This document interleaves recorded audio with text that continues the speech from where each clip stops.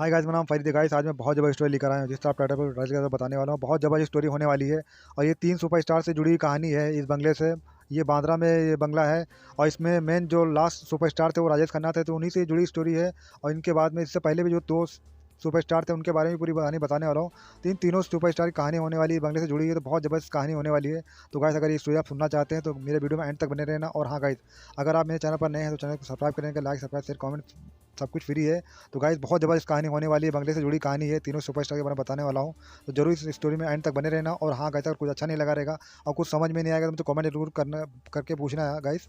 तो चलो guys, story start करते हैं। 90 करोड़ के इस आलीशान बंगले ने बर्बाद किए 3 स्टार्स का चमकता करियर, छिन गया सुपरस्टार का टैग, कर्ज में डूबे। मुंबई के आलीशान कार्टर रोड पर स्थित 2 बंगले 50 के दशक में बॉलीवुड राज परिवार के स्वामित्व में थे, जिनमें से एक 1950 के दशक की बॉक्स ऑफिस के बादशाह भारत राजेश खन्ना भारत के सबसे प्रमुख बॉलीवुड सुपरस्टार में से एक थे। आज भी लोग उनके स्टारडम को याद करते हैं। हालांकि यह जानना दिलचस्प है कि बॉलीवुड के पहले सुपरस्टार राजेश खन्ना ने अपने जीवन में एक ऐसे दौर का अनुभव किया था जब उन्हें अपनी भव्य हवेली खाली करनी पड़ी थी और किराए के मकान में रहना पड़ा था। लेकिन क्या आप जानते हैं कि ऐसा माना जाता है कि नेता के उस आलीशान घर ने 3 सुपरस्टार का जीवन बर्बाद किया है। और इस स्टोरी में हम उसी बंगले के बारे में चर्चा कर रहे हैं। मुंबई के आलीशान कार्टर रोड पर स्थित 2 बंगले 50 के दशक में बॉलीवुड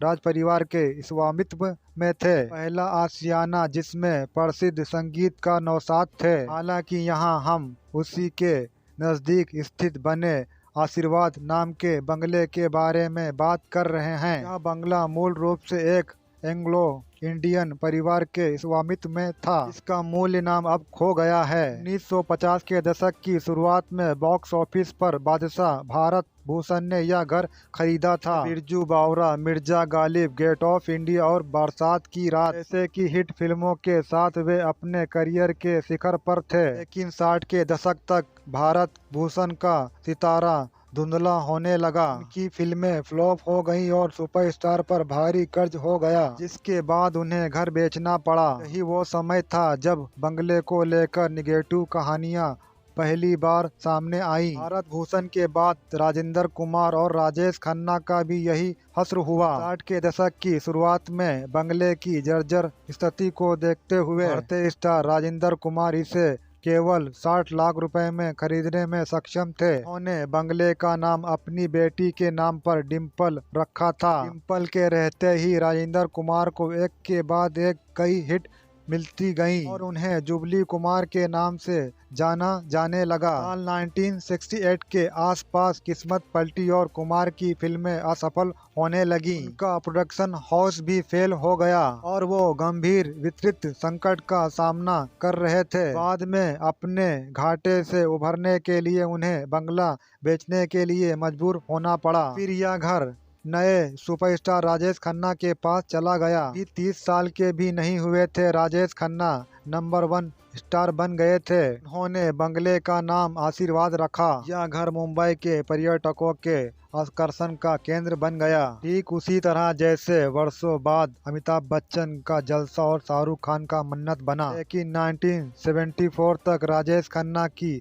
फिल्में असफल होने लगी और उन्होंने अपना सुपरस्टार का टैग खो दिया था। फिल्म देखने के बाद उनकी शादी टूट गई। अपने करियर के अंत में राजेश खन्ना कथित तौर पर बंगले में अकेले रहते थे, जहां पर उन्होंने अंतिम सांस ली थी। 2014 में यह बंगला एक उद्योगपति को 90 करोड़ में बेच दिया गया था। फरवरी 2016 में नए मालिक ने उसे स्थान पर एक नई संपत्ति बनाने के लिए प्रतिष्ठित बंगले को ध्वस्त कर दिया। के साथ ही उस घर का सफर खत्म हो गया, जो 3 बॉलीवुड सितारों का घर था। वास्तु और फेंग शुई में विश्वास रखने वालों का कहना है कि घर का निर्माण किस तरह से किया जाता है या किसी के भाग्य का निर्धारण करने में बहुत महत्वपूर्ण भूमिका निभाता है। लेकिन अगर गलत हो तो यह मकान मालिक के लिए दुर्भाग्य बन जाता है। आजा मुंबई के एक बंगले की कहानी भी ऐसी ही है। इसने कथित तौर पर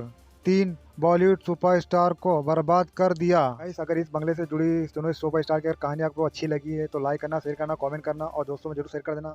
और हाँ गाइस, अगर कुछ समझ में नहीं आ रहेगा तो मुझे कमेंट करके जरूर पूछना। तो मिलते हैं फिर नेक्स्ट वीडियो में। तो बाय, टेक केयर एंड जय हिंद।